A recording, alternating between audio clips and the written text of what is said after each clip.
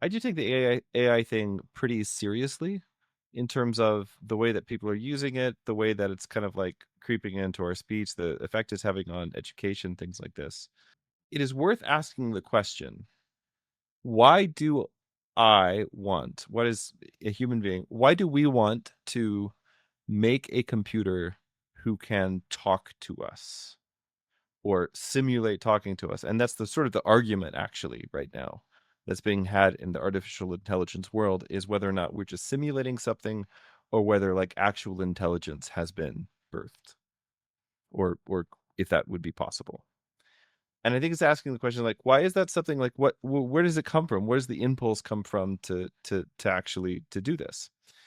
And I'm kind of reminded actually of one of the things that Tolkien says in On Fairy Stories, that he says is like one of the reasons we like fairy tales. And he has in mind like stories with actual fairies in them. What one of the reasons that we like them, because fairy, you could say, is kind of like nature that's aware of its history. It's like nature that has a mind. It's nature that's alive. It's the natural world, but it it it has this kind of awareness to itself. And he says that one of the reasons that we like this and we like telling these kinds of stories is because we have this desire to return to the garden, and this desire to again have communion with the world, to have communion with the animals and with plants and with springs and rivers and so on and so forth. And so then the idea that there are these sort of titular spirits of these things and of these places, every sacred grove, every river had a god or a dryad or a naiad or a fairy, or actually with the advent of Christianity, we started saying, this miraculous spring that pours forth healing waters, this holy well, it belongs to this saint, it belongs to the Mother of God, and so on. And so that was a way for us to take this, you know, this desire to have a like the personal within creation, and for that to come under the dominion of Christ. And so I think sometimes what we really want, it's been really interesting to watch the outcry. I'm really sorry for even mentioning this, but you asked about AI. So this week, they launched the new Chat GPT 5 model. And I don't know a lot about Chat GPT, haven't used it a lot. But there's been a lot of outcry, and I've been really interested in the outcry because I have coworkers who use Chat GPT really extensively. And I'm just kind of been watching the AI thing kind of closely, because I work in technology and because I want to understand what's going on, because I'm also just really interested in culture and the way that technology affects us. And so it's been interesting to watch the kind of the outcry that's been happening on the internet around this new Chat GPT model, because one of the things that they apparently did was to deprecate a lot of the more personality aspects of the Chat GPT 4 model, which was very sycophantic. Like it would always basically just like give you whatever you wanted, tell you what you wanted to hear, et cetera, et cetera. And so there have been a lot of people, and I think it's probably a statistically non-trivial number of people who have been saying things like, I lost my best friend, or I lost my therapist, or I lost my, because basically they took this aspect of personality that a lot of people complained about, they took it out of the responses to the prompts.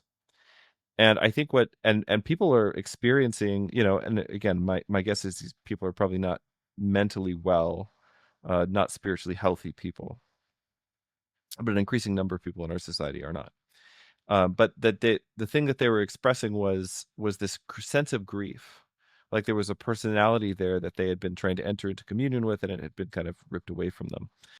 This question of why is it? What is the thing that we're really seeking when we try to get a computer to talk to us like it's a person? And I think one of the things that we are seeking is communion. And what I would just say is that the key to whether or not these technologies, like any new technology that comes along, has the capability to totally destroy you, um, has the capability to totally master you. Technology in our tradition has always been very ambiguous, um, going all the way back to metal weapons and cosmetics and so on. One of the questions that you have to be able to answer is um, what would I be replacing if I use this? And if the answer to that is you're replacing communion with something else, with a living being, if you're using this for that, then I think you're in real trouble. I don't think that's what everyone is using it for, but I think just asking the question, why do I want to talk to a computer instead of my wife? Why do I want to have a conversation with the chatbot instead of a therapist or instead of my priest or instead of going and standing in front of the icons and talking to Christ? Like, if that's the situation you find yourself in, you really, I think, need to examine where does the impulse come from. And because many of these chatbot personalities are designed to basically tell you what you want. And I think at the end of the day, that is what it is about. It is something that is really just feeding our egos. And uh, if AI becomes demonic, it'll be demonic in that way, because anything that feeds your pride is ultimately, it's not from God. So I mean, ultimately, someone who spends all their time talking to a machine rather than to other human beings is really, in a certain sense, talking only to himself. So it's very self focused. It's very selfish, literally. Even if they don't feel selfish, it is selfish. Um, it's a substitute in some ways for prayer, yeah. right? When you pray, you're reaching out to God, or you're speaking to the saints, and so there is actual relationship there, even though it doesn't work in a dialogue the way, if I'm talking to you. And living inside your own head, or simply having a conversation with something that just sort of either amplifies or confirms all of your own biases, it's fundamentally degrading, because human beings are made for communion. Like, there's some of the church fathers that will say that a human being is composed of body, soul, and the Holy Spirit, which is a way of saying we're meant to be in communion with God, and we're not fully human without that communion. It's not to say that being by yourself is bad, right? But the question is, what exactly are you doing with your solitude? The Christian tradition says that the purpose of solitude is prayer, which is not being utterly alone. Prayer is not being utterly alone. It is communion with God. To spend the energy of conversation on an activity that is not with an actual human, um, in some ways, if that's all you do, right? In some ways, or primarily what you do, in some ways that functions kind of like the effect that pornography has on married people, or on people who are not yet married, and it kind of prevents some of that. The human being has a desire to reach out to other humans. People who say, I don't want anyone around me ever, or most of the time, that's someone who's hurt. That's the reason they're saying that, because when you come into existence, you come into existence in communion with another human being, literally living inside another human being, right? And when you come out of that other human being, you are in communion with your mother from the very moment, you are. So humans, our existence is communal by definition. So we're made for communion. We're made for communion with God. We're made for communion with other humans, and to be whole and healthy requires that communion. And that's why one of the reasons I think that our current era is so culturally dangerous is, when we don't touch grass, as people say, then what are we touching?